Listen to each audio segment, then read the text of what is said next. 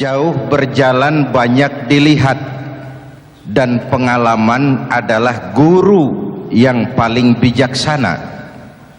Pantang seorang muslim jatuh 2 kali di tempat yang sama. Hari ini lewat sini jatuh, pantas belum pengalaman. Besok lewat situ lagi jatuh lagi, goblok amat. Si amat saja tidak goblok. Kita mau bicara keagungan Ramadan yang ditandai 3 hal. Pertama, Ramadan dipilih oleh Allah menjadi bulan tempat di mana pertama kali diturunkan Al-Quranul Karim, kitab suci kita, imam kita, pedoman utama dalam melaksanakan berbagai kegiatan hidup.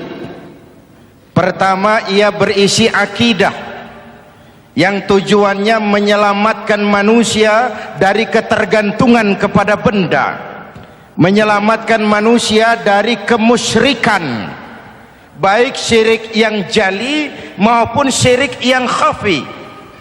Syirik jali itu syirik terang-terangan, nyata-nyata menyembah berhala, nyata-nyata meyakini Tuhan lebih dari satu.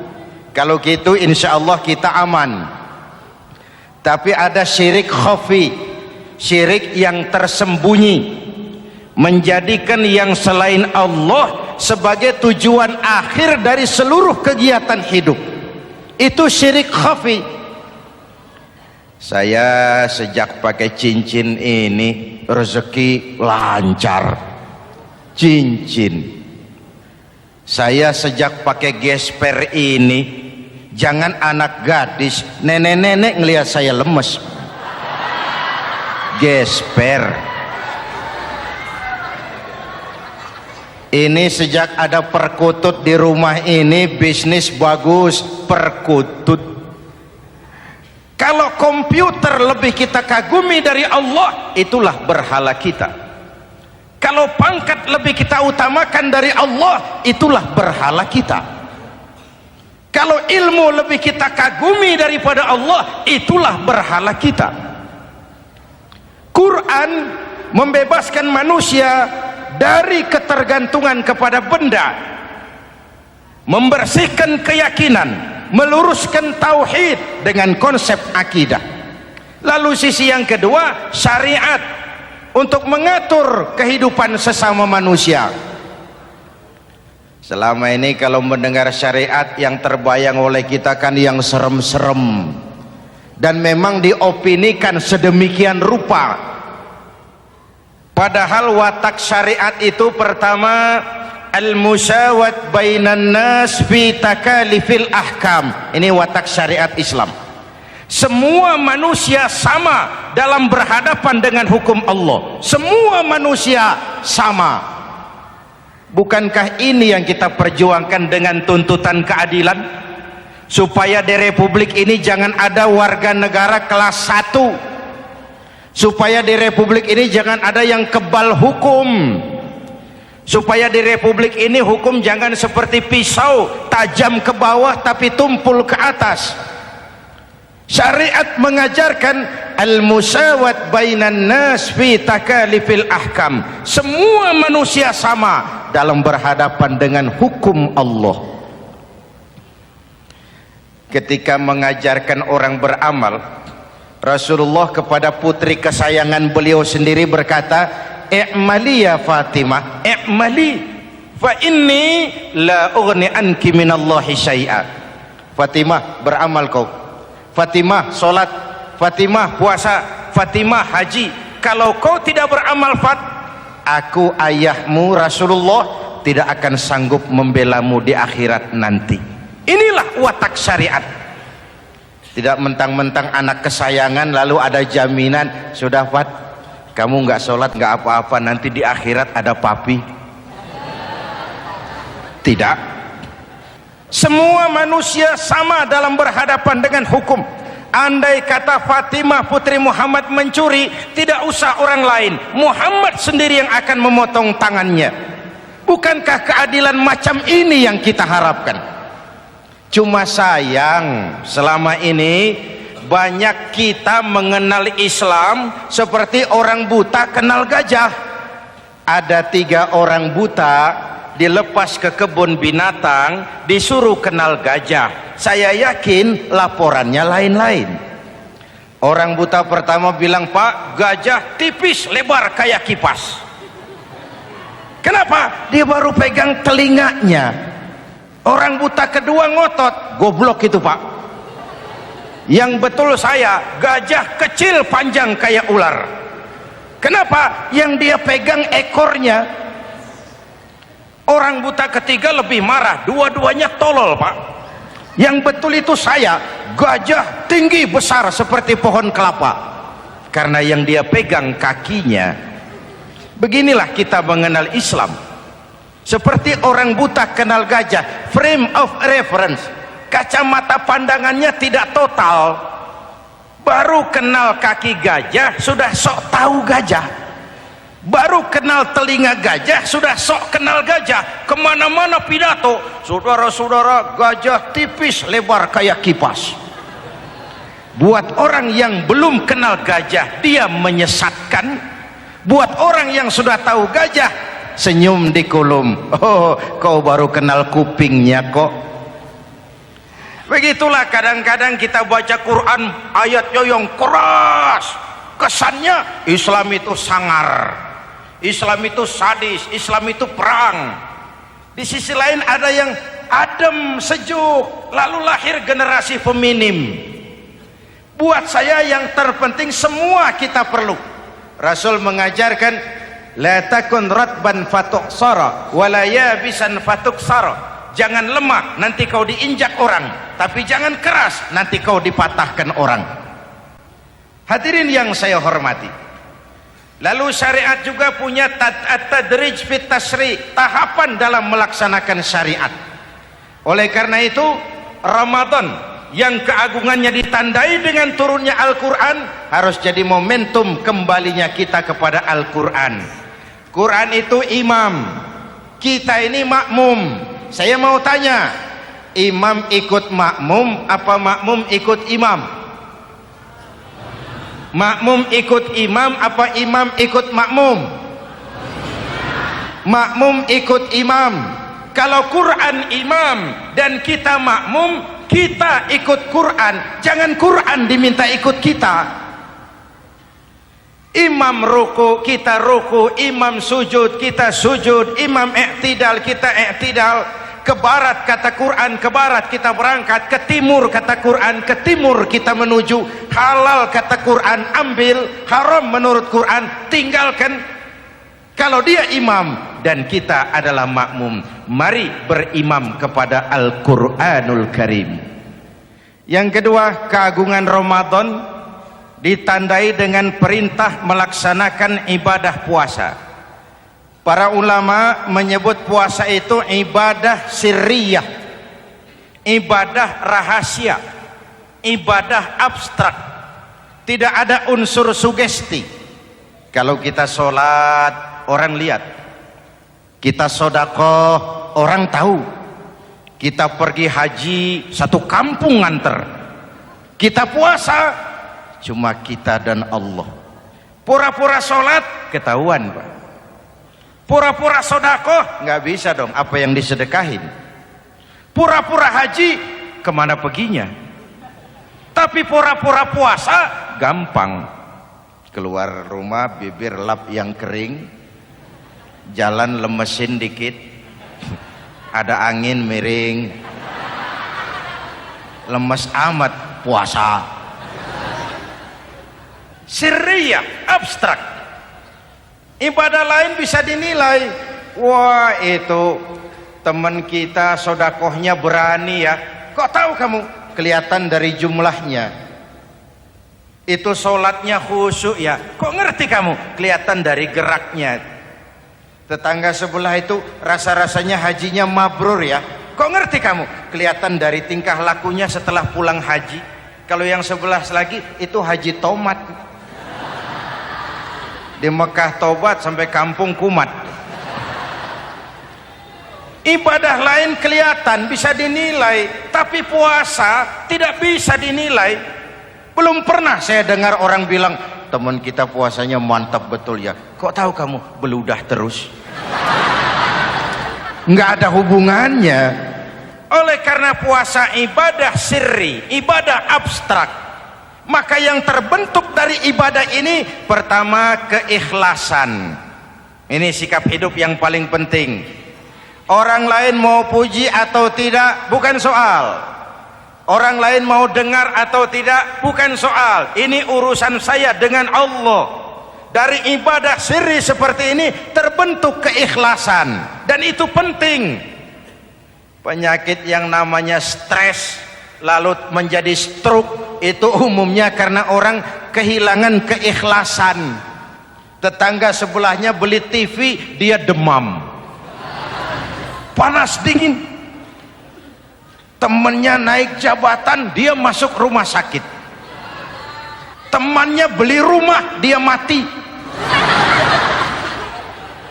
Disiksa oleh perasaannya sendiri. Marilah hidup dengan ikhlas, beramal ikhlas.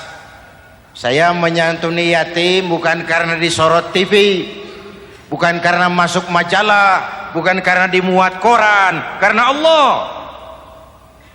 Berpakaian ikhlas. Saya berpakaian ini karena perintah Allah menutup aurat, bukan karena tuntutan Ramadan. Kalau cuma tuntutan Ramadan, Ramadan saja bagus busana muslim. Selesai Ramadan kembali pusar merajalela. Menerima jabatan ikhlas, ini amanah dari Allah. Jabatan adalah alat untuk mengabdi, bukan cuma alat yang melahirkan kekuasaan dan fasilitas. Kalau kekuasaan dianggap sebagai fasilitas dan kekuasaan, maka yang lahir tentu akhirnya maling-maling baru, yang lahir rampok-rampok baru, yang dikuras ya harta negara. Hadirin yang saya hormati, ikhlas menerima jabatan dengan keyakinan ini amanah Allah, amanah akan dimintakan pertanggungan jawab.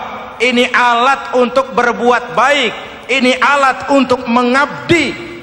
Kalau cuma digambarkan kekuasaan jabatan sebagai kekuasaan dan fasilitas, itu yang lalu banyak melahirkan rampok-rampok baru. Betul? Iya, kalau jabatan kan gajiannya jelas.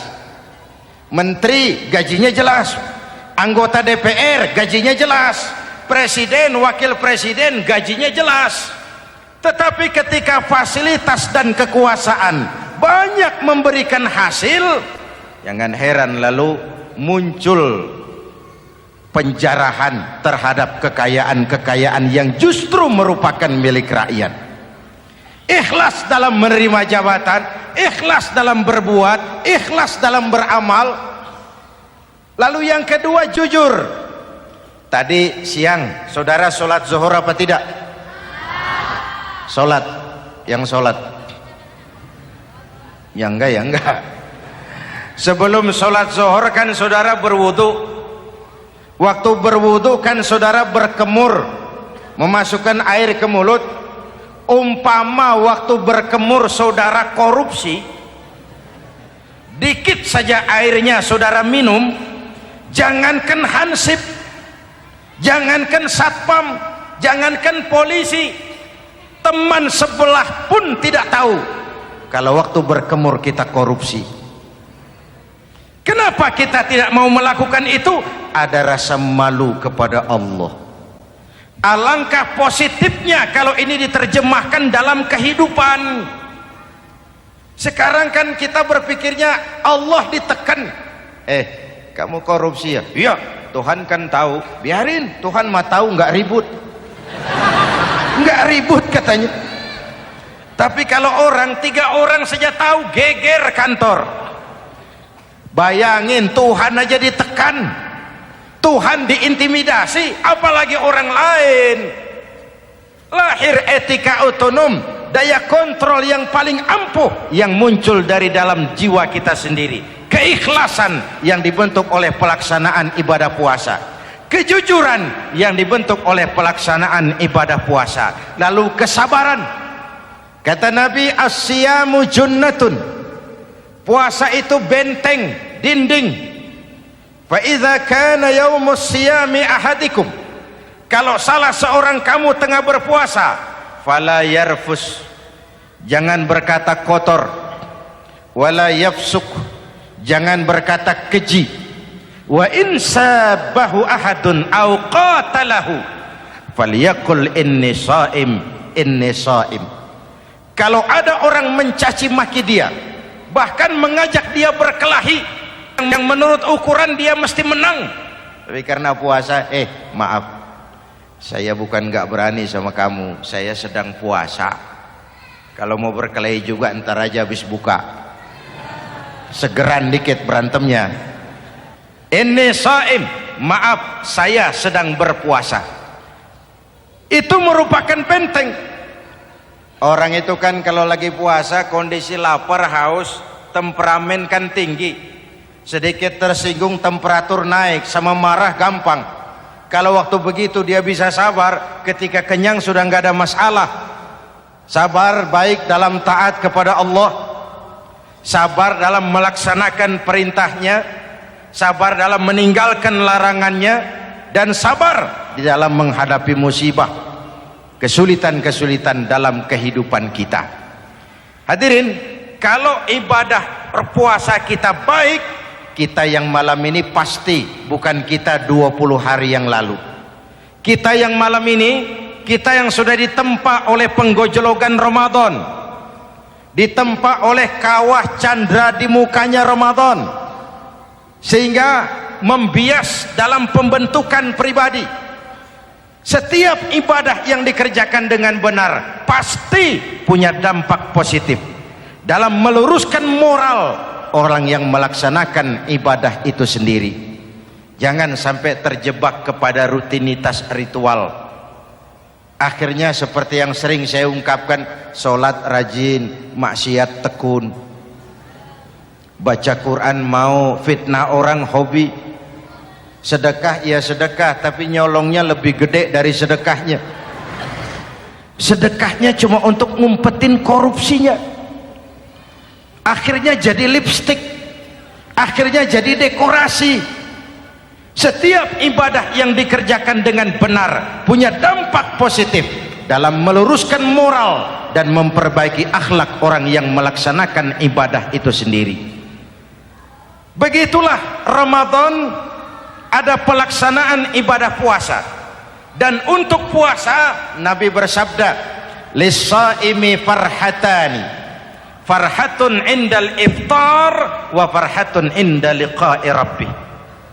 Buat orang yang berpuasa ada dua kegembiraan yang tidak dimiliki oleh yang tidak melaksanakan puasa.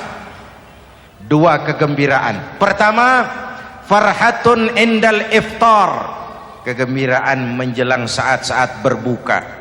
Hati itu besar, rasa optimisme, padahal bukanya cuma sama tempe, sama tahu, sama ikan asin. Tapi entah makin dekat maghrib hati makin berbunga, ada kebahagiaan yang tidak bisa diceritakan. Allahumma lakasumtu, ya Allah hari ini saya laksanakan perintahmu, saya lawan rasa nafsu, saya tempuh lapar, haus, saya tunaikan semua ini. Itu kegembiraan yang puasa. Yang kedua, wa farhatun inda liqa'i rabbih, kegembiraan kedua nanti di akhirat pada saat bertemu dengan Allah Subhanahu wa ta'ala. Masuk surga nikmat, bertemu Allah jauh lebih nikmat. Hadirin yang saya hormati, bahkan di surga ada sebuah pintu yang khusus disiapkan bagi orang-orang yang melaksanakan puasa. Tidak bisa masuk ke pintu itu kecuali orang yang puasa. Dan pintu itu disebut pintu Rayyan, Babur Rayyan, pintu Rayyan, yang hanya boleh dimasuki orang-orang yang melaksanakan ibadah puasa. Hadirin, lalu yang berikutnya, ibadah puasa ganjarannya abstrak. Kalau ibadah lain kita bisa lihat itu, sholat berjamaah pahalanya begini, haji kalau mabrur pahalanya begitu, sodakoh pahalanya begini. Puasa Allah cuma bilang as-siyamu li wa ana ajzibi, puasa untukku dan aku yang membalasnya. Berapa besar balasan Allah tidak diberitahu. Artinya apa? Kalau saudara kerja, mandor bilang, mas kau kerja sama saya, gajimu sebulan 5 juta, ketahuan sebulan 5 juta, kita kan bisa kong kaling kong, ada mandor rajin, tidak ada mandor kendor, pokoknya jatah 5 juta. Tapi kalau mandor cuma bilang, mas kau kerja sama aku, soal gajimu nanti aku yang atur, berapa besarnya nggak dikasih tahu. Aturan seperti ini harusnya membuat kita kerja lebih hati-hati. Sebab apa? Mungkin gaji kita sama saja 5 juta kalau kerja biasa-biasa, mungkin jauh lebih besar kalau pekerjaan memuaskan, mungkin tidak digaji sama sekali kalau pekerjaan sembarangan. Tidak dijelaskannya gambaran pahala puasa menjadi sugesti untuk melaksanakan ibadah puasa ini dengan sebaik-baiknya. Hadirin yang saya cintai, yang ketiga soal keagungan Ramadan ini. Di dalam bulan Ramadan ada satu malam yang bobotnya khairun min alfi syahrin. Satu malam tapi lebih baik daripada 1000 bulan, yang kita kenal dengan malam Qadar atau Lailatul Qadar. Sementara itu adanya pada sepertiga yang akhir dari bulan Ramadan, terutama di malam-malam ganjil. Di negeri kita lihat terjadi pergeseran nilai. Awal-awal Ramadan, minggu pertama pasar sepi, masjid ramai, full house, meledak. Betul? Padahal Rasul memberikan contoh, kalau sudah masuk sepertiga yang akhir Ramadan, beliau sing-singkan lengan baju, hamparkan sajadah, lebih banyak di masjid daripada di rumah. Itu baginda Rasul. Sing-singkan lengan baju, hamparkan sajadah, lebih banyak di masjid daripada di rumah. Hadirin yang saya hormati, di situ makna meraih kemenangan. Karena itu lebaran lain dengan Idul Fitri. Lebaran siapa saja boleh ikutan, tapi Idul Fitri milik orang yang melaksanakan ibadah Ramadan dengan baik. Nah, saya kembali kepada Lailatul Qadar. Semua kita, kecil atau besar, sengaja atau tidak, khilaf atau terpaksa, pasti punya yang namanya dosa. Di sini semua yang hadir nih, include saya, apa ada yang tidak punya dosa? Ayo, jujur. Apa ada di antara kita di sini yang nggak punya salah? Apa ada yang nggak punya dosa? Setiap kita, kecil, besar, sedikit, banyak, terlupa, terpaksa, pasti punya salah. Sekarang kalau mau hitung dagang, kita diberi umur 65, 40 tahun penuh dosa, lalu taubat 25 tahun. Menurut neraca hukum dagang belum seimbang.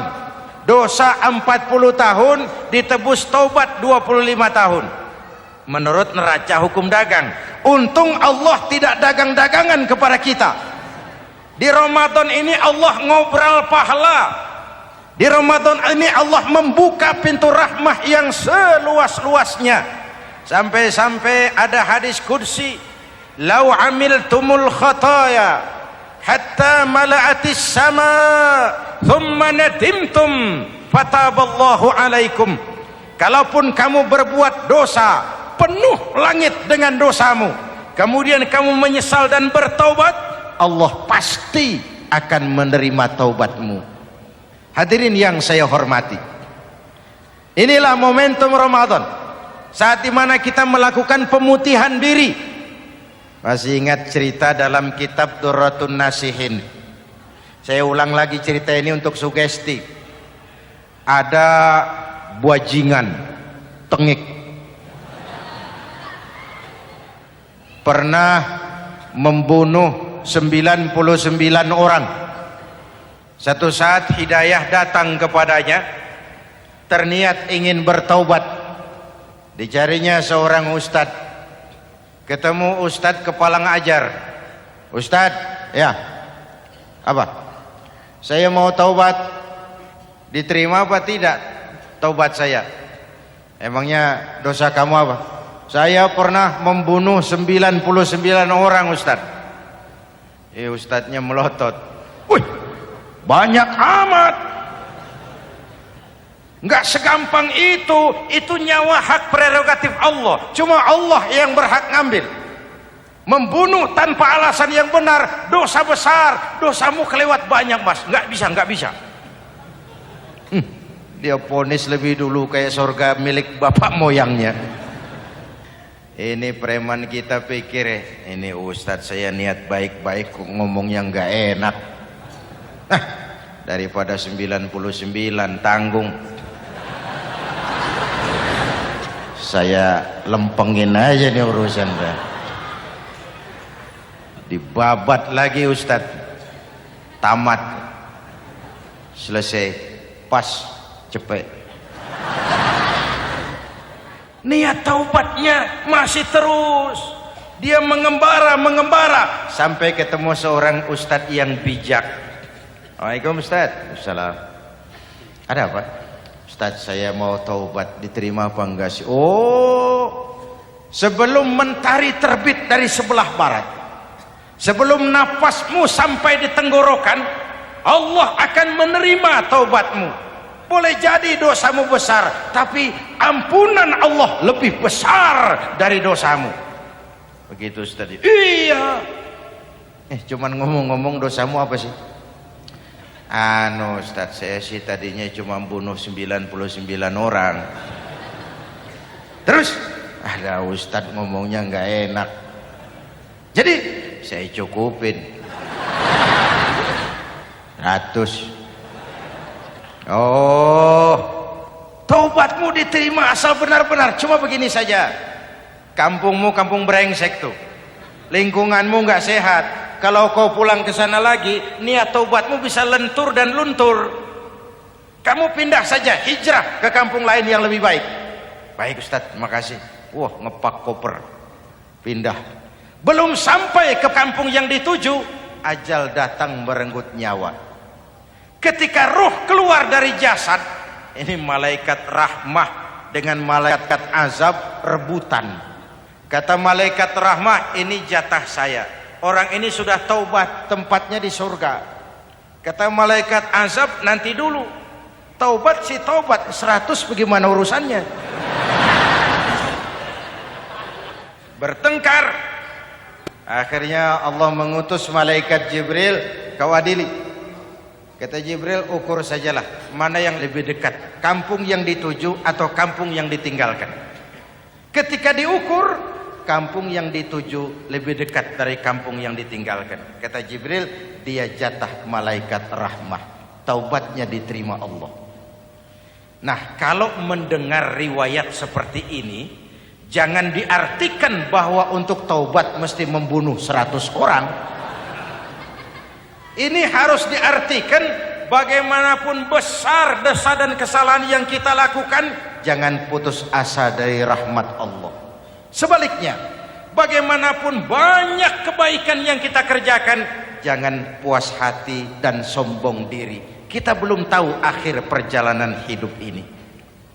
Kita hanya berbuat dan berbuat. Kepastian itu haknya Allah. Ada yang masuk neraka karena menyiksa kucing.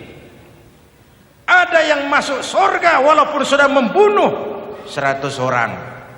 Bahkan kalau nanti saudara di surga ketemu orang-orang soleh, saudara nggak usah kaget, itu memang tempatnya di surga. Saudara akan kaget nanti kalau di surga ketemu pelacur. Pelacur masuk surga. Penasaran, saudara samperin, Mbak Yu. Ya Mas, sampean ada di sini, apa Allah nggak salah wesel ini? Iya mas, saya ini ada di surga sini.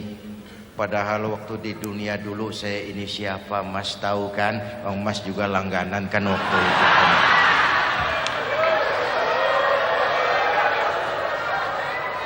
Tapi terus terang saja mas, waktu di dunia itu saya terpaksa betul. Sejak lahir saya sudah yatim piatu.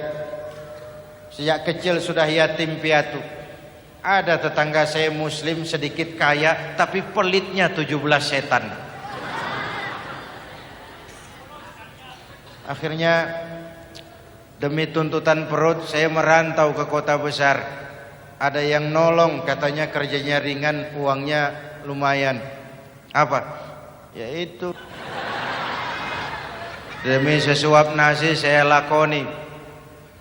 Satu malam saya lagi berangkat dagang, lewat Masjid Baitul Ihsan. Ada ceramah, saya dengar dari jauh.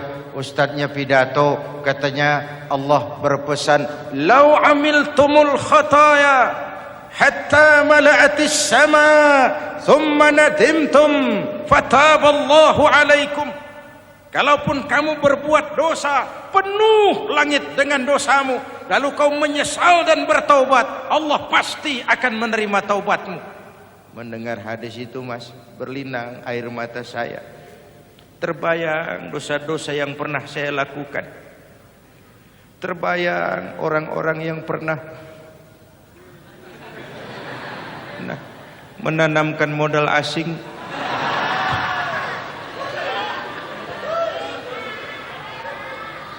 Dikala itu hidayah datang, saya niat taubat pulang kampung mas, mudik. Lagi ngepak koper mau mudik, tamu datang, saya bilang mulai malam ini saya berhenti dagang. Taubat saya sebenar-benarnya, taubat saya diterima Allah, walaupun mampir dulu, transit dulu di tempat lain, akhirnya saya sampai juga ke sini. Inilah Ramadan. Orang baik bukan orang yang tidak pernah salah, karena tidak ada orang yang tidak pernah salah. Orang baik kalau dia berbuat salah, dia segera sadar, dijadikannya sebagai pelajaran untuk tidak diulanginya lagi di masa yang akan datang. Maka Nabi berpesan, tuba liman syaghalahu aibuhu an uyubin nas. Beruntung benar orang yang kekurangan dirinya menyebabkan dia sibuk sampai tidak sempat mencari-cari kekurangan orang lain.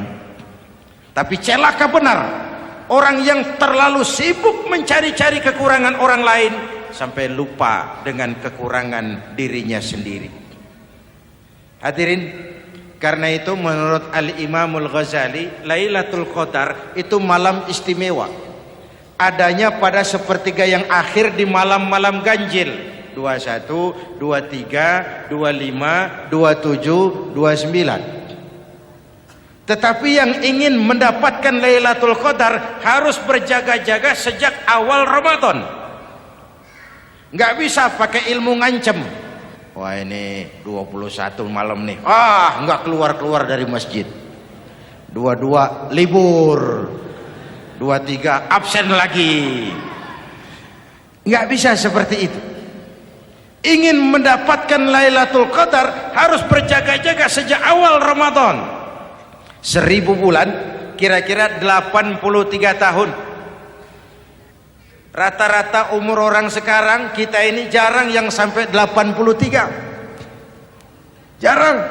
Kalau menyontoh Rasul jatah kita 63. Hadirin yang saya hormati, sehingga dikatakan itulah fasilitas yang diberikan Allah kepada umat Muhammad ini. Walaupun umurnya relatif pendek, tapi amaliyahnya tidak kalah dengan umat zaman dulu. Benar, Nabi Nuh umurnya 950 tahun. Ibadah umatnya berarti panjang, tetapi mereka tidak ada Lailatul Qadarnya.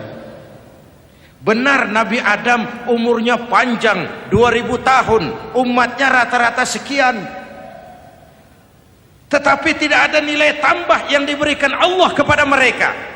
Kita umat Muhammad ini umur relatif pendek. Kalau nyontoh Nabi 63 tahun. Betul. Tapi bayangkan ada Lailatul Qadar yang nilainya khairun min alfi syahrin, lebih baik daripada 1000 bulan, dan 1000 bulan 83 tahun. Kalau 10 tahun berturut-turut memanfaatkan Lailatul Qadar, maka artinya umur kita sudah sama dengan umur umat Nabi Nuh alaihi salam. Kualitas ibadahnya yang saya maksud.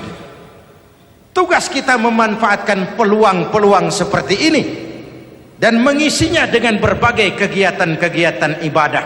Mumpung Allah menyediakan itu buat kita bersama. Tahun depan nggak ada jaminan kita ketemu Ramadan lagi. Karena itu mumpung senyampang ini diberikan kesempatan memasuki minggu-minggu 10 yang terakhir dari Ramadan, sing-singkan lengan baju, hamparkan sajadah, dan berusaha lebih banyak di masjid daripada di rumah.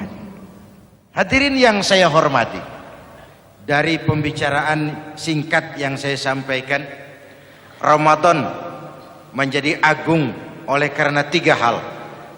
Pertama, ia dipilih menjadi bulan tempat di mana pertama kali diturunkan ayat-ayat suci Al-Quran. Karenanya Ramadan disebut juga sebagai Syahrul Quran, bulan Al-Quran. Karenanya Ramadan juga kita lebih intens memasuki kehidupan Al-Quran sebagai makmum dan kita sebagai imam. Jika Quran adalah imam dan kita adalah makmum, maka konsekuensinya makmum harus ikut imam, bukan imam yang ikut makmum. Yang kedua, keagungan Ramadan ditandai dengan pelaksanaan ibadah puasa.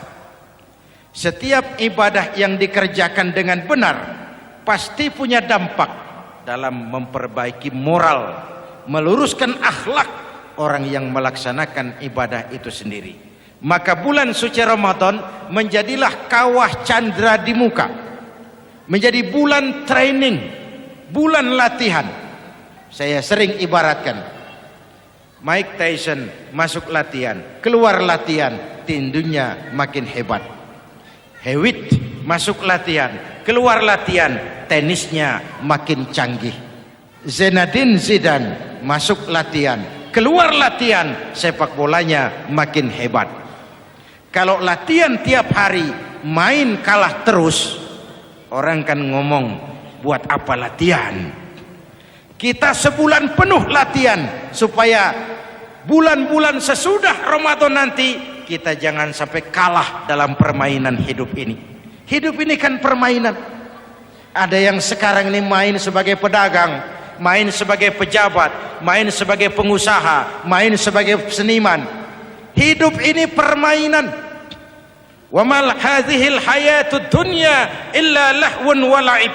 Ini cuma permainan. Senarionya sudah ditetapkan oleh sang sutradara Allah Azza wa Jalla. Ini permainan saja.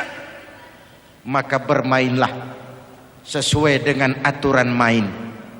Karena hidup memang permainan. Tapi jangan main-main. Walaupun ini permainan, bermainlah dengan benar. Jangan main-main. Kalau main-main, kalah. Sepak bola permainan, main-main kalah. Bulu tangkis permainan, main-main kalah. Hidup ini permainan, main dengan benar, main sesuai dengan aturan main, main-main kalah. Hadirin yang saya hormati, karena itu 1 bulan untuk menghadapi 11 bulan sesudahnya. Yang ketiga, ditandai keagungan Ramadan dengan ada nuzulul Quran. Diberikan Allah kepada siapa saja yang dikehendakinya. Semoga ibadah yang sudah kita kerjakan kiranya diterima Allah. Yang masih akan kita kerjakan, diberikan kita kekuatan zahir dan batin untuk dapat melaksanakannya dengan sebaik-baiknya. Ala hadhihi niyyah wa ila hadratin nabi. Al-Fatihah.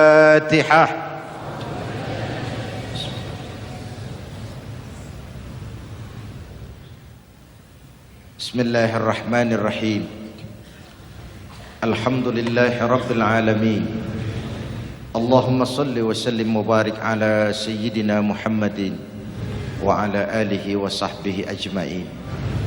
Ya Allah, dengan sepenuh perasaan dan pengharapan, dalam segala kerendahan dan kelemahan, ampuni dosa kami, dosa ibu bapak kami, dosa saudara-saudara kami umat Islam. Kalau selama ini lebih banyak lalai kami dari ingat kami, lebih banyak keluhan kami dari syukur kami, lebih banyak marah kami dari sabar kami, tunjuki kami jalan-Mu yang lurus, yang apabila kami berpijak di atasnya, tidaklah kami akan tersesat buat selamanya. Ya Allah, karuniakan kepada kami rakyat dan bangsa Indonesia pemimpin-pemimpin yang takut kepadamu dan sayang kepada kami. Berikan mereka kekuatan zahir dan batin untuk dapat membawa kami rakyat dan bangsa Indonesia menapak menuju hari esok yang lebih pasti dan lebih baik. Rabbana hab lana min azwajina wa dhurriyyatina qurrata a'yun waj'alna lil muttaqina imama. Rabbana atina fid dunya hasanah wa fil akhirati hasanah wa qina adzaban nar. Rabbana taqabbal minna salatana wa siyamana wa qiyamana wa takhashu'ana wa ta'abbudana wa tammim taqsirana ya arhamar rahimin. Rabbana ja'alna minas su'ada'il maqbulin wa la taj'alna ya Allah minal asqiya'il mardudin. Afdalu ma qultuhu ana wan nabiyyuna min qabli la ilaha illallah.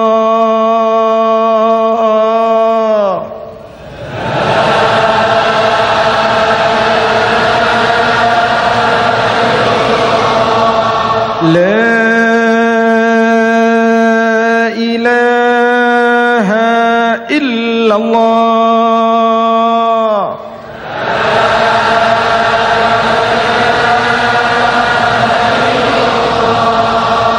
Muhammadur Rasulullah.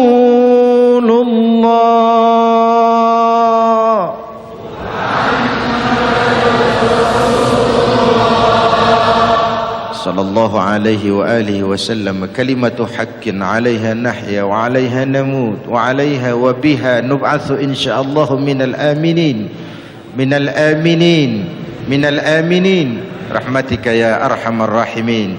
Sallallahu ala sayyidina Muhammad wa ala alihi wa sahbihi ajma'in. Subhana rabbika rabbil izzati amma yasifun, salamun alal mursalin walhamdulillahi rabbil alamin. Wassalamualaikum warahmatullahi wabarakatuh.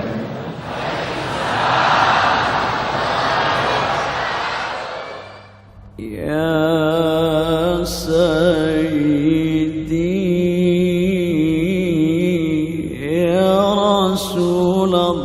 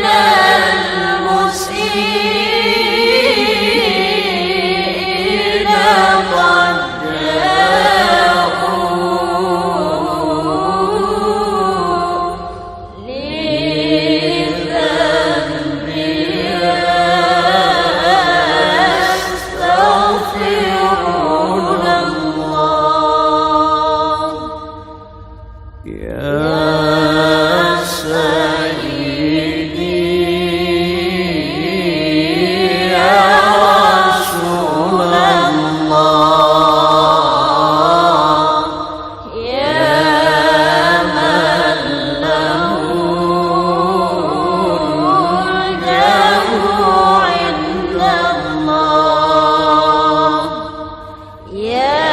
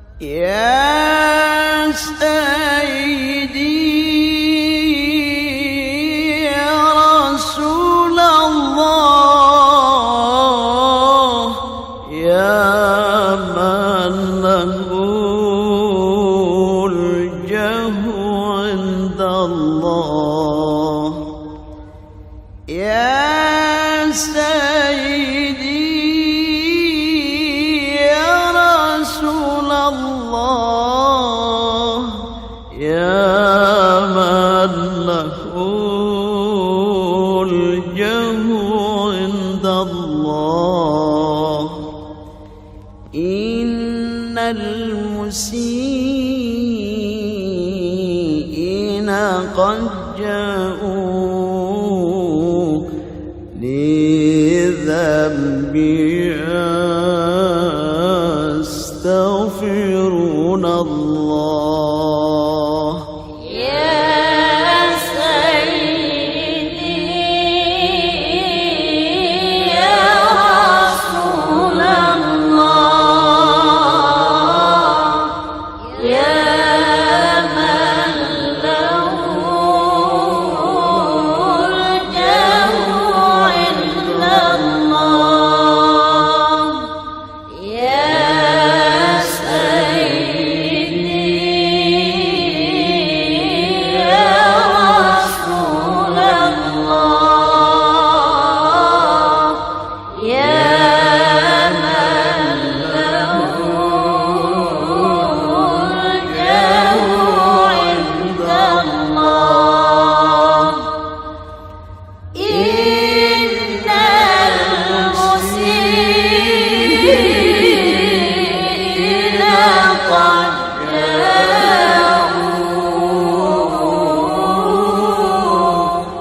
لذنب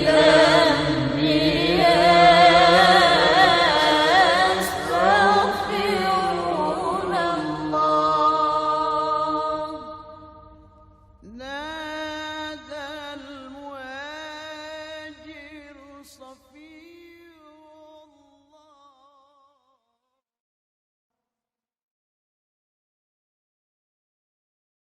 Jauh berjalan banyak dilihat, dan pengalaman adalah guru yang paling bijaksana. Pantang seorang muslim jatuh 2 kali di tempat yang sama. Hari ini lewat sini jatuh, pantas belum pengalaman. Besok lewat situ lagi jatuh lagi, goblok amat. Si amat saja tidak goblok. Kita mau bicara keagungan Ramadan yang ditandai 3 hal. Pertama, Ramadan dipilih oleh Allah menjadi bulan tempat di mana pertama kali diturunkan Al-Qur'anul Karim, kitab suci kita, imam kita, pedoman utama dalam melaksanakan berbagai kegiatan hidup. Pertama, ia berisi akidah yang tujuannya menyelamatkan manusia dari ketergantungan kepada benda, menyelamatkan manusia dari kemusyrikan, baik syirik yang jali maupun syirik yang khafi. Syirik jali itu syirik terang-terangan, nyata-nyata menyembah berhala, nyata-nyata meyakini Tuhan lebih dari satu. Kalau gitu insya Allah kita aman. Tapi ada syirik khafi, syirik yang tersembunyi, menjadikan yang selain Allah sebagai tujuan akhir dari seluruh kegiatan hidup. Itu syirik khafi. Saya sejak pakai cincin ini rezeki lancar. Cincin. Saya sejak pakai gesper ini, jangan anak gadis, nenek-nenek ngelihat saya lemes. Gesper. Ini sejak ada perkutut di rumah ini, bisnis bagus. Perkutut. Kalau komputer lebih kita kagumi dari Allah, itulah berhala kita. Kalau pangkat lebih kita utamakan dari Allah, itulah berhala kita. Kalau ilmu lebih kita kagumi daripada Allah, itulah berhala kita. Quran membebaskan manusia dari ketergantungan kepada benda, membersihkan keyakinan, meluruskan tauhid dengan konsep akidah. Lalu sisi yang kedua, syariat untuk mengatur kehidupan sesama manusia. Selama ini kalau mendengar syariat yang terbayang oleh kita kan yang serem-serem, dan memang diopinikan sedemikian rupa. Padahal watak syariat itu pertama al-musawat bainan nas fi takalifil ahkam. Ini watak syariat Islam. Semua manusia sama dalam berhadapan dengan hukum Allah. Semua manusia sama. Bukankah ini yang kita perjuangkan dengan tuntutan keadilan? Supaya di Republik ini jangan ada warga negara kelas 1. Supaya di Republik ini jangan ada yang kebal hukum. Supaya di Republik ini hukum jangan seperti pisau, tajam ke bawah tapi tumpul ke atas. Syariat mengajarkan al-musawat bainan nas fi takalifil ahkam. Semua manusia sama dalam berhadapan dengan hukum Allah. Ketika mengajarkan orang beramal, Rasulullah kepada putri kesayangan beliau sendiri berkata, "I'mali ya Fatimah, i'mali fa inni la ughni anki minallahi syai'a." Fatimah, beramal kau. Fatimah, salat. Fatimah, puasa. Fatimah, haji. Kalau kau tidak beramal, aku ayahmu Rasulullah tidak akan sanggup membelamu di akhirat nanti. Inilah watak syariat. Tidak mentang-mentang anak kesayangan lalu ada jaminan, sudah Fat, kamu nggak sholat nggak apa-apa, nanti di akhirat ada papi. Tidak. Semua manusia sama dalam berhadapan dengan hukum. Andai kata Fatimah putri Muhammad mencuri, tidak usah orang lain, Muhammad sendiri yang akan memotong tangannya. Bukankah keadilan macam ini yang kita harapkan? Cuma sayang selama ini banyak kita mengenal Islam seperti orang buta kenal gajah. Ada 3 orang buta dilepas ke kebun binatang, disuruh kenal gajah. Saya yakin laporannya lain-lain. Orang buta pertama bilang, "Pak, gajah tipis lebar kayak kipas." Kenapa? Dia baru pegang telinganya. Orang buta kedua ngotot, "Goblok itu Pak. Yang betul saya, gajah kecil panjang kayak ular." Kenapa? Yang dia pegang ekornya. Orang buta ketiga lebih marah, dua-duanya tolol Pak. Yang betul itu saya, gajah tinggi besar seperti pohon kelapa. Karena yang dia pegang kakinya. Beginilah kita mengenal Islam. Seperti orang buta kenal gajah, frame of reference, kacamata pandangannya tidak total. Baru kenal kaki gajah sudah sok tahu gajah. Baru kenal telinga gajah sudah sok kenal gajah. Kemana-mana pidato, "Saudara-saudara, gajah tipis lebar kayak kipas." Buat orang yang belum kenal gajah, dia menyesatkan. Buat orang yang sudah tahu gajah, senyum di kolom. "Oh, kau baru kenal kupingnya kok." Begitulah kadang-kadang kita baca Quran ayatnya yang keras, kesannya Islam itu sangar, Islam itu sadis, Islam itu perang. Di sisi lain ada yang adem, sejuk, lalu lahir generasi feminim. Buat saya yang terpenting semua kita perlu. Rasul mengajarkan, "La takun ratban fatuksara wala yabisan fatuksara." Jangan lemah nanti kau diinjak orang, tapi jangan keras nanti kau dipatahkan orang. Hadirin yang saya hormati, lalu syariat juga punya at-tadrij fit tasri, tahapan dalam melaksanakan syariat. Oleh karena itu Ramadan yang keagungannya ditandai dengan turunnya Al-Quran harus jadi momentum kembalinya kita kepada Al-Quran. Quran itu imam, kita ini makmum. Saya mau tanya, imam ikut makmum apa makmum ikut imam? Makmum ikut imam apa imam ikut makmum? Makmum ikut imam. Kalau Quran imam dan kita makmum, kita ikut Quran, jangan Quran diminta ikut kita. Imam ruku, kita ruku. Imam sujud, kita sujud. Imam i'tidal, kita i'tidal. Ke barat kata Quran, ke barat kita berangkat. Ke timur kata Quran, ke timur kita menuju. Halal kata Quran, ambil. Haram menurut Quran, tinggalkan. Kalau dia imam dan kita adalah makmum, mari berimam kepada Al-Quranul Karim. Yang kedua, keagungan Ramadan ditandai dengan perintah melaksanakan ibadah puasa.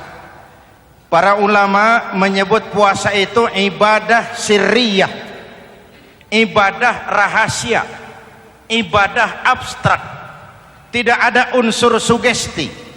Kalau kita sholat, orang lihat. Kita sedekah, orang tahu. Kita pergi haji, satu kampung nganter. Kita puasa, cuma kita dan Allah. Pura-pura sholat, ketahuan Pak. Pura-pura sedekah, nggak bisa dong, apa yang disedekahin. Pura-pura haji, kemana perginya? Tapi pura-pura puasa, gampang. Keluar rumah, bibir lap yang kering, jalan lemesin dikit, ada angin miring, lemes amat puasa. Sirriyah, abstrak.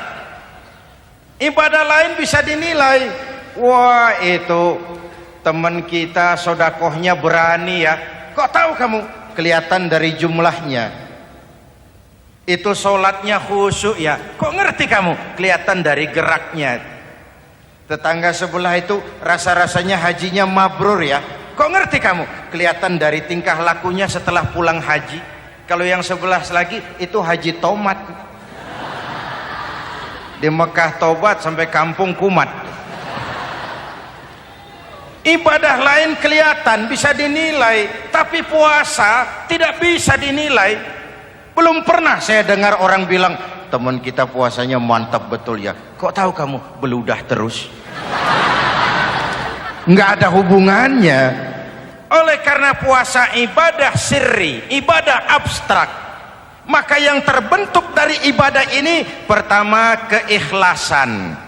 Ini sikap hidup yang paling penting.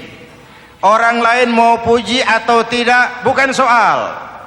Orang lain mau dengar atau tidak bukan soal. Ini urusan saya dengan Allah.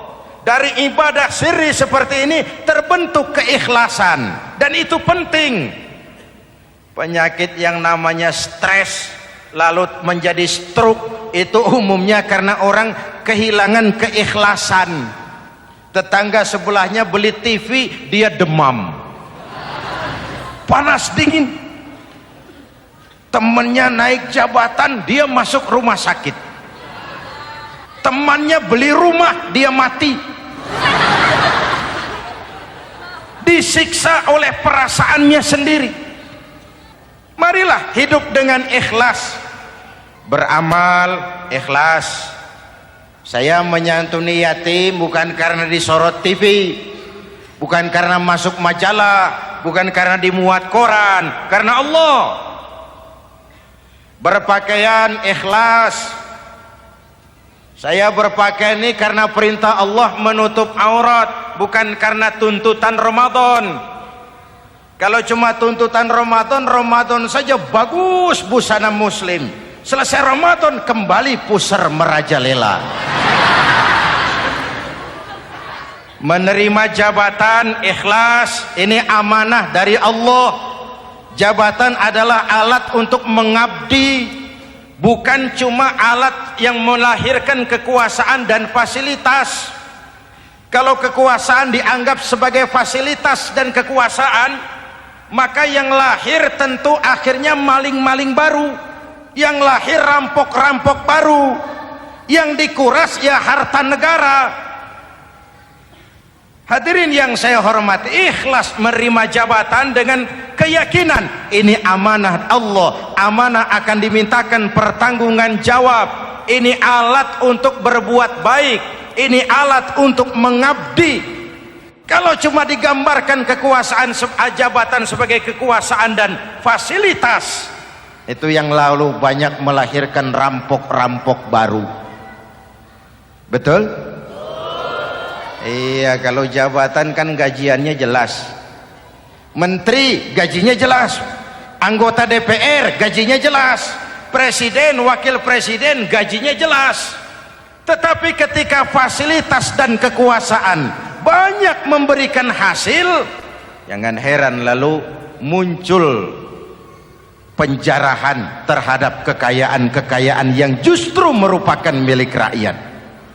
Ikhlas dalam menerima jabatan, ikhlas dalam berbuat, ikhlas dalam beramal. Lalu yang kedua, jujur.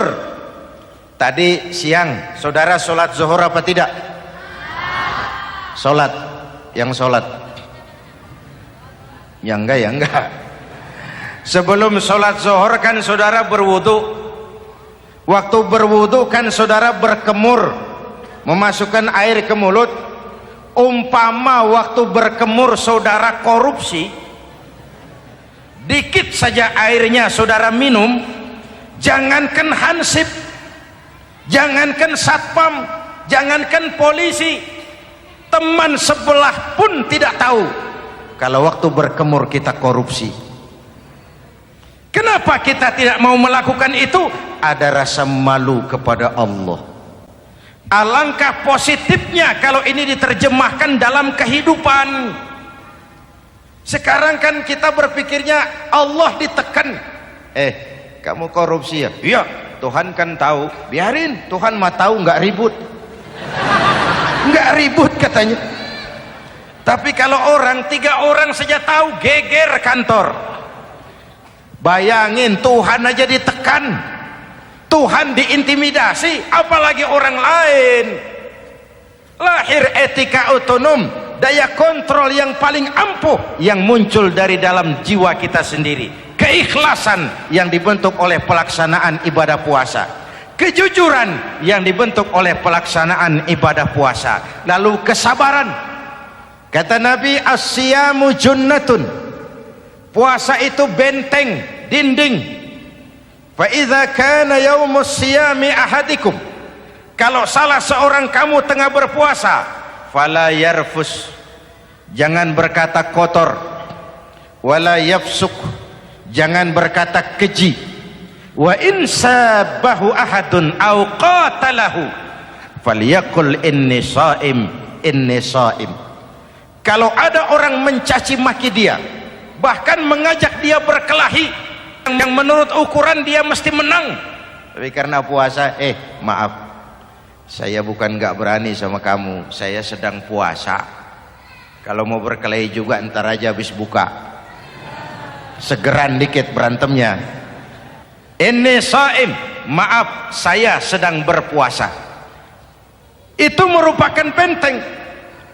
Orang itu kan kalau lagi puasa kondisi lapar, haus, temperamen kan tinggi, sedikit tersinggung temperatur naik, sama marah gampang. Kalau waktu begitu dia bisa sabar, ketika kenyang sudah nggak ada masalah.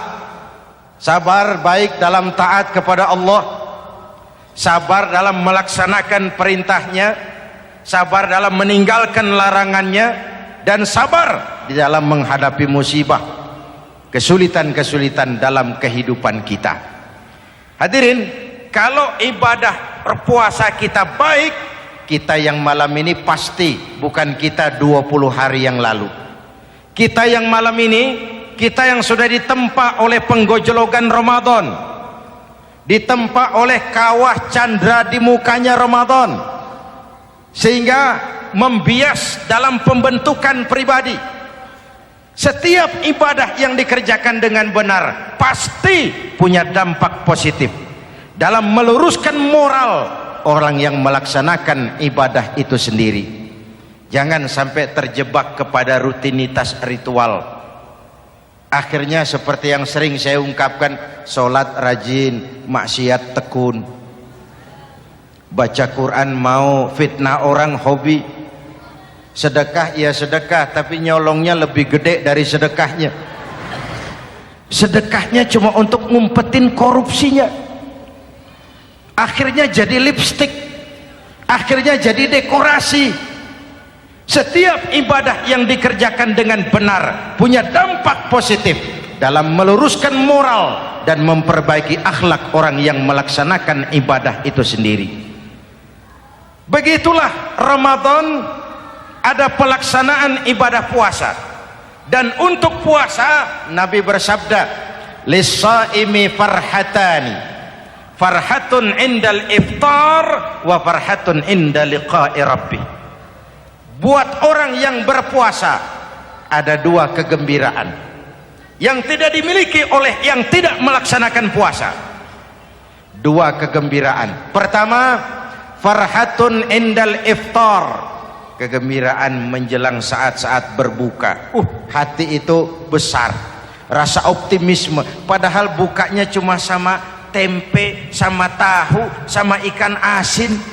Tapi entah makin dekat maghrib hati makin berbunga, ada kebahagiaan yang tidak bisa diceritakan. Allahumma lakasumtu, ya Allah hari ini saya laksanakan perintahmu, saya lawan rasa nafsu, saya tempuh lapar, haus, saya tunaikan semua ini.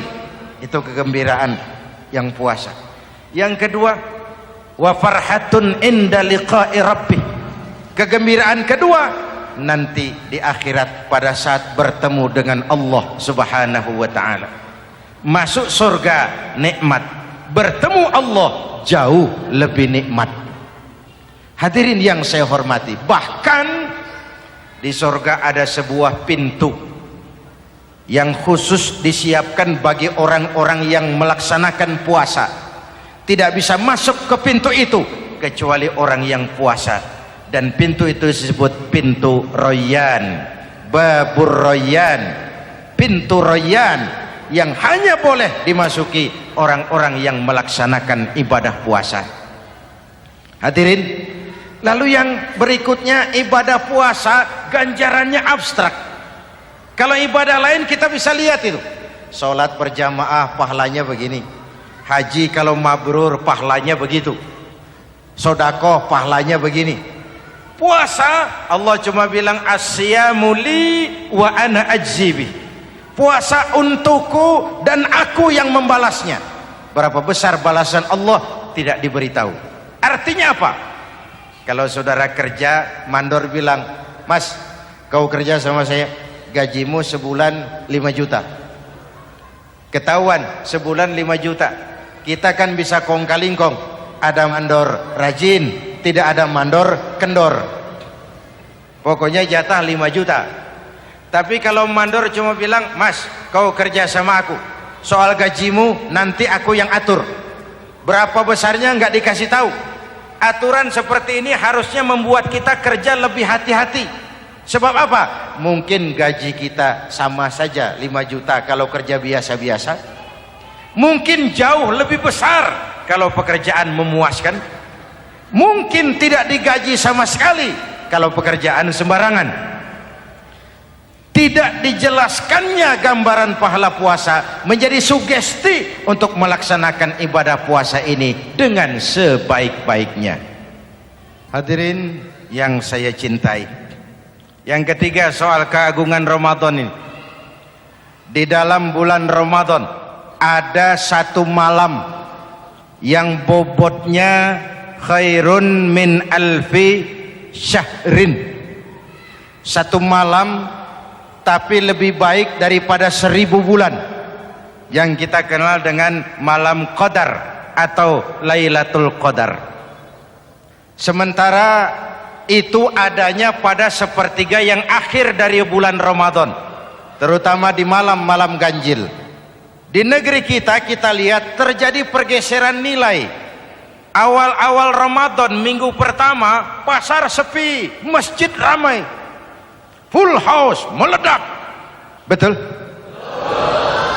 Padahal Rasul memberikan contoh, kalau sudah masuk sepertiga yang akhir Ramadan, beliau sing-singkan lengan baju, hamparkan sajadah, lebih banyak di masjid daripada di rumah. Itu baginda Rasul.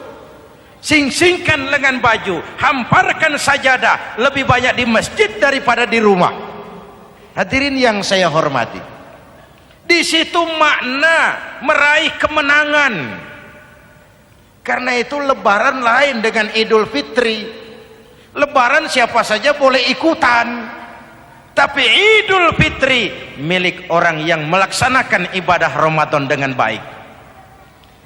Nah, saya kembali kepada Lailatul Qadar.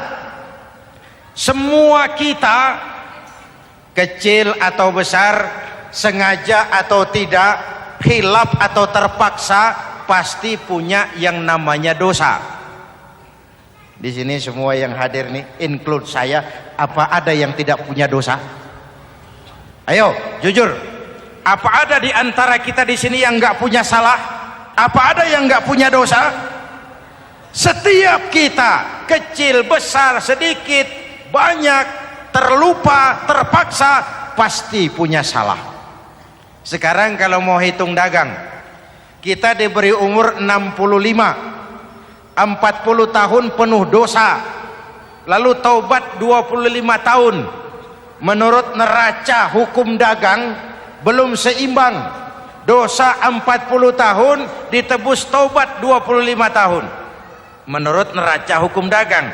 Untung Allah tidak dagang-dagangan kepada kita. Di Ramadan ini Allah ngobrol pahala. Di Ramadan ini Allah membuka pintu rahmah yang seluas-luasnya.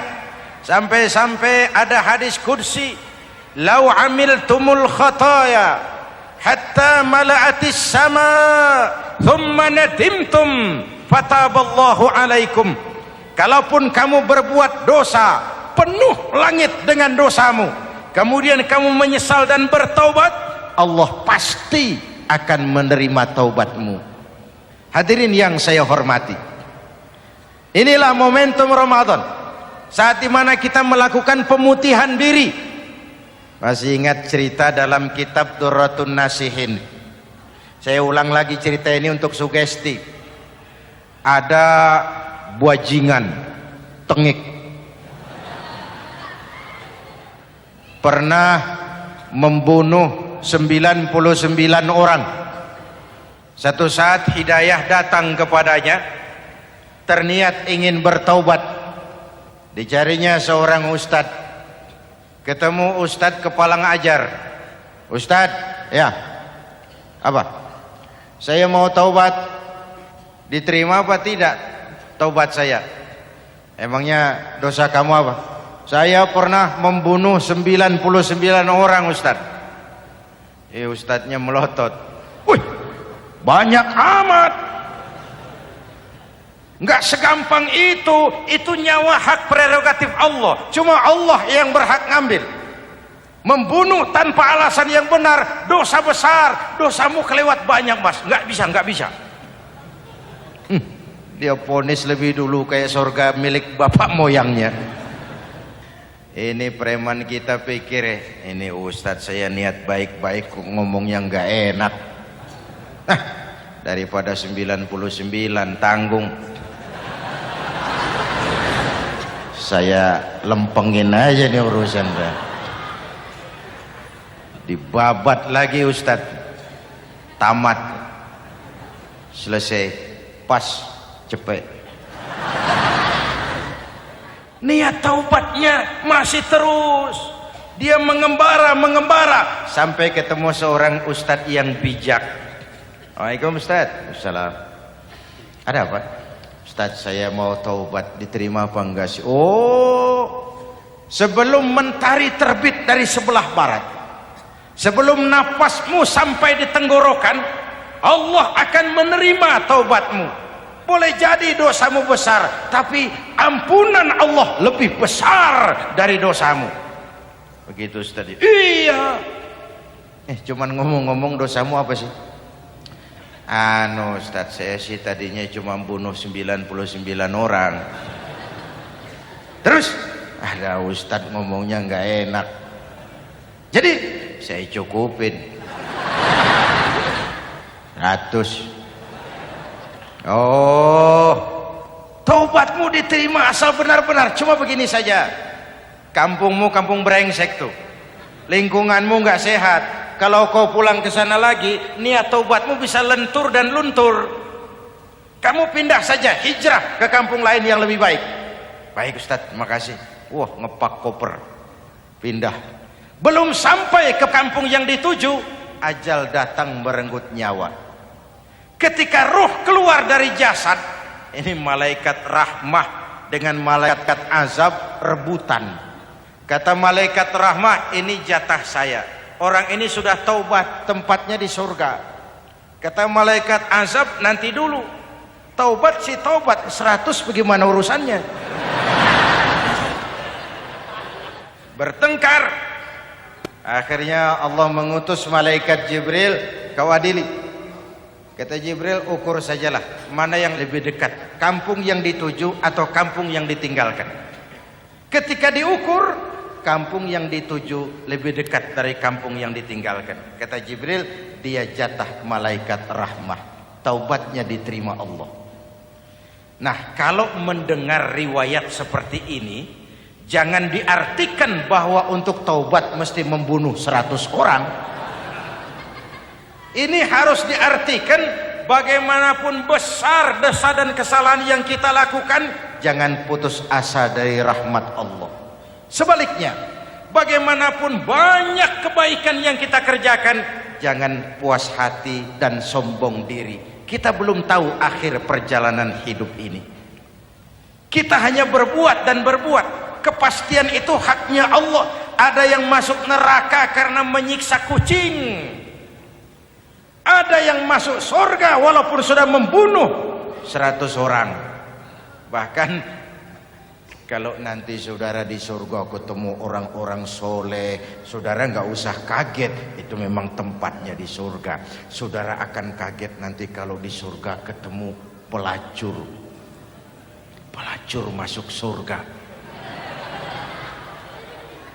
Penasaran, saudara samperin, Mbak Yu. Iya Mas, sampean ada di sini, apa Allah nggak salah wesel ini? Iya Mas, saya ini ada di surga sini. Padahal waktu di dunia dulu saya ini siapa Mas tahu kan? Oh, Mas juga langganan kan waktu itu.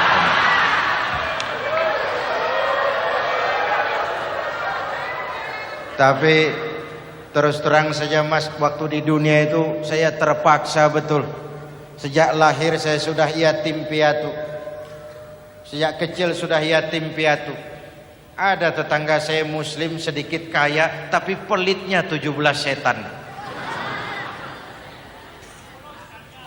Akhirnya demi tuntutan perut saya merantau ke kota besar. Ada yang nolong, katanya kerjanya ringan, uangnya lumayan. Apa? Yaitu demi sesuap nasi saya lakoni. Satu malam saya lagi berangkat dagang, lewat masjid Baitul Ihsan, ada ceramah. Saya dengar dari jauh, ustadznya pidato, katanya Allah berpesan, "Lau amiltumul khataya hatta mala'atis sama, thumma nadimtum, fataballahu alaikum." Kalaupun kamu berbuat dosa, penuh langit dengan dosamu, lalu kau menyesal dan bertaubat, Allah pasti akan menerima taubatmu. Mendengar hadis itu Mas, berlinang air mata saya. Terbayang dosa-dosa yang pernah saya lakukan. Terbayang orang-orang yang pernah menanamkan modal asing.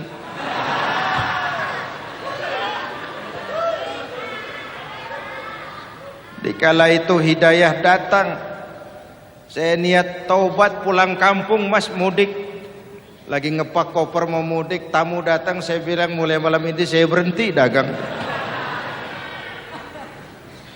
Taubat saya sebenar-benarnya, taubat saya diterima Allah. Walaupun mampir dulu, transit dulu di tempat lain, akhirnya saya sampai juga ke sini.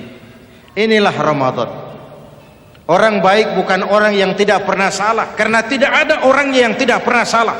Orang baik kalau dia berbuat salah, dia segera sadar, dijadikannya sebagai pelajaran untuk tidak diulanginya lagi di masa yang akan datang. Maka Nabi berpesan, tuba liman syaghalahu aibuhu an uyubin nas. Beruntung benar orang yang kekurangan dirinya menyebabkan dia sibuk sampai tidak sempat mencari-cari kekurangan orang lain. Tapi celaka benar orang yang terlalu sibuk mencari-cari kekurangan orang lain sampai lupa dengan kekurangan dirinya sendiri. Hadirin, karena itu menurut Al-Imamul Ghazali, Lailatul Qadar itu malam istimewa. adanya pada sepertiga yang akhir di malam-malam ganjil 21, 23, 25, 27, 29. Tetapi yang ingin mendapatkan Lailatul Qadar harus berjaga-jaga sejak awal Ramadan. Nggak bisa pakai ilmu ngancem. Wah ini 21 malam nih, nggak keluar-keluar dari masjid. 22 libur, 23 absen lagi. Nggak bisa seperti itu. Ingin mendapatkan Lailatul Qadar harus berjaga-jaga sejak awal Ramadan. 1000 bulan kira-kira 83 tahun. Rata-rata umur orang sekarang kita ini jarang yang sampai 83. Jarang. Kalau menyontoh Rasul jatah kita 63.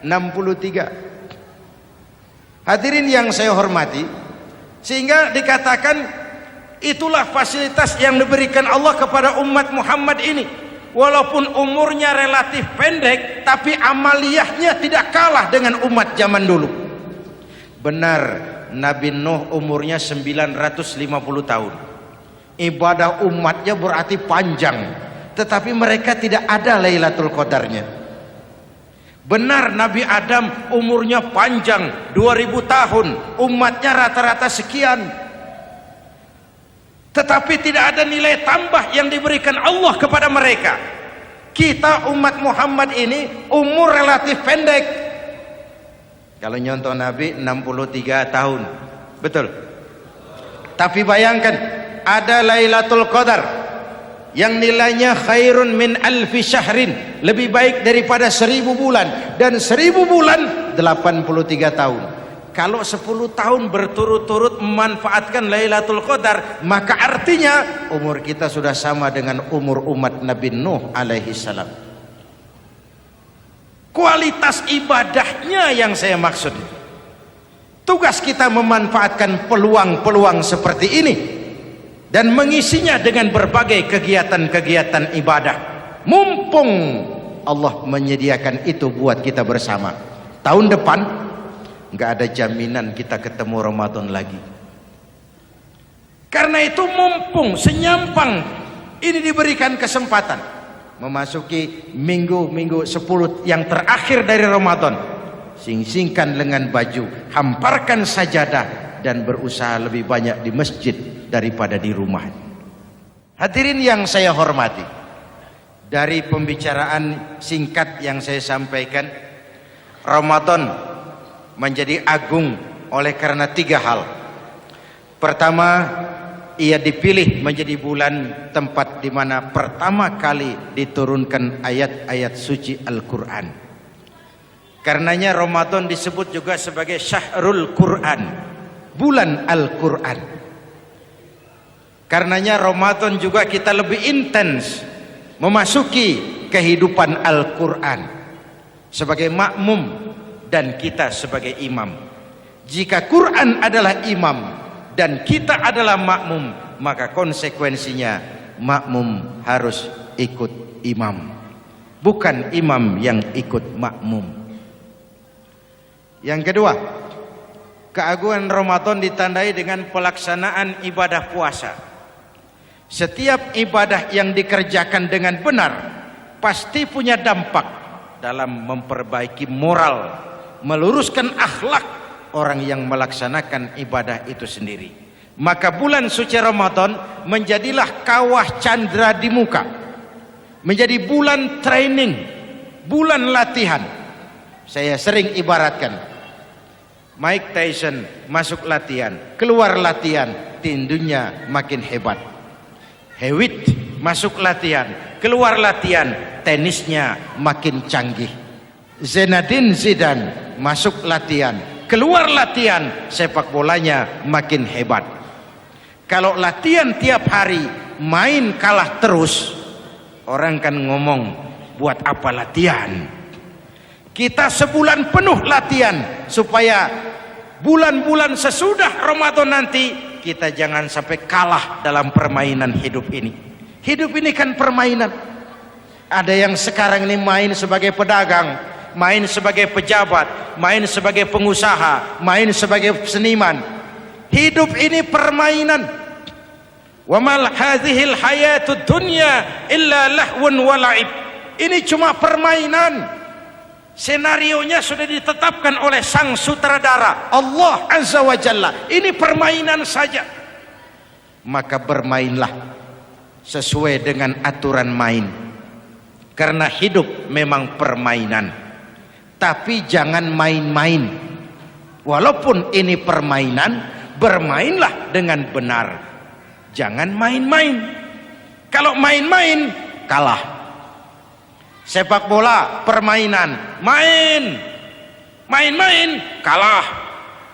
Bulu tangkis permainan, main-main kalah. Hidup ini permainan, main dengan benar, main sesuai dengan aturan main, main-main kalah. Hadirin yang saya hormati, karena itu 1 bulan untuk menghadapi 11 bulan sesudahnya. Yang ketiga, ditandai keagungan Ramadan dengan ada nuzulul Quran. Diberikan Allah kepada siapa saja yang dikehendakinya.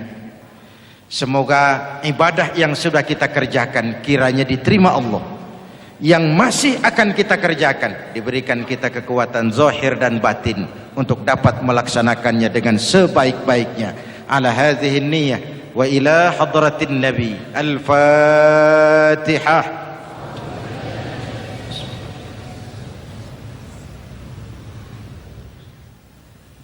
Bismillahirrahmanirrahim. Alhamdulillahi rabbil alamin. Allahumma salli wa sallim mubarak ala sayyidina Muhammadin wa ala alihi wa sahbihi ajma'in. Ya Allah, dengan sepenuh perasaan dan pengharapan, dalam segala kerendahan dan kelemahan, ampuni dosa kami, dosa ibu bapak kami, dosa saudara-saudara kami umat Islam. Kalau selama ini lebih banyak lalai kami dari ingat kami, lebih banyak keluhan kami dari syukur kami, lebih banyak marah kami dari sabar kami, tunjuki kami jalan-Mu yang lurus, yang apabila kami berpijak di atasnya, tidaklah kami akan tersesat buat selamanya. Ya Allah, karuniakan kepada kami rakyat dan bangsa Indonesia pemimpin-pemimpin yang takut kepadamu dan sayang kepada kami. Berikan mereka kekuatan zahir dan batin untuk dapat membawa kami rakyat dan bangsa Indonesia menapak menuju hari esok yang lebih pasti dan lebih baik. Rabbana hab lana min azwajina wa dhurriyyatina qurrata a'yun waj'alna lil muttaqina imama. Rabbana atina fid dunya hasanah وفي الآخرة حسنة وقنا عذاب النار. ربنا تقبل منا صلاتنا وصيامنا وقيامنا وتخشعنا وتعبدنا وتمم تقصيرنا يا أرحم الراحمين. ربنا اجعلنا من السعداء المقبولين ولا تجعلنا يا الله من الأشقياء المردودين. أفضل ما قلته أنا والنبيون من قبلي لا إله إلا الله.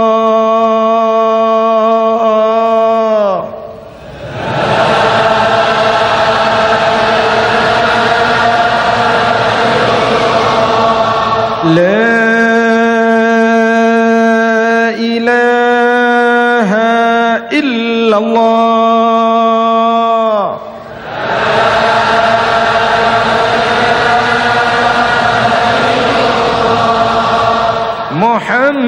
Muhammadur Rasulullah.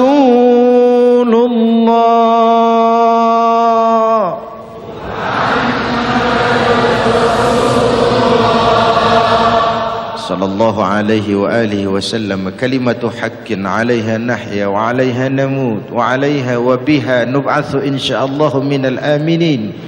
Minal aminin. Minal aminin. Rahmatika ya arhamar rahimin. Sallallahu ala sayyidina Muhammad wa ala alihi wa sahbihi ajma'in. Subhana rabbika rabbil izzati amma yasifun. Salamun alal mursalin walhamdulillahi rabbil alamin. Wassalamualaikum warahmatullahi wabarakatuh.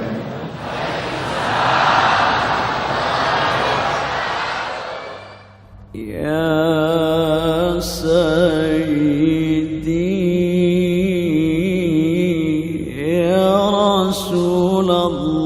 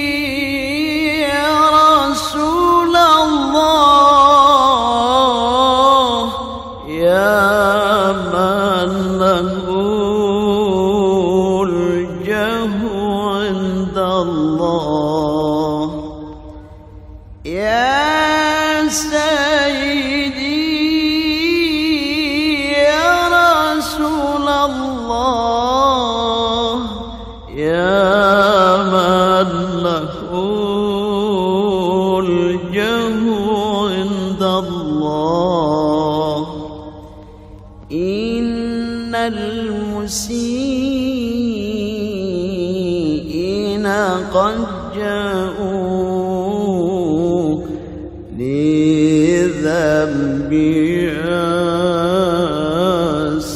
يستغفرون الله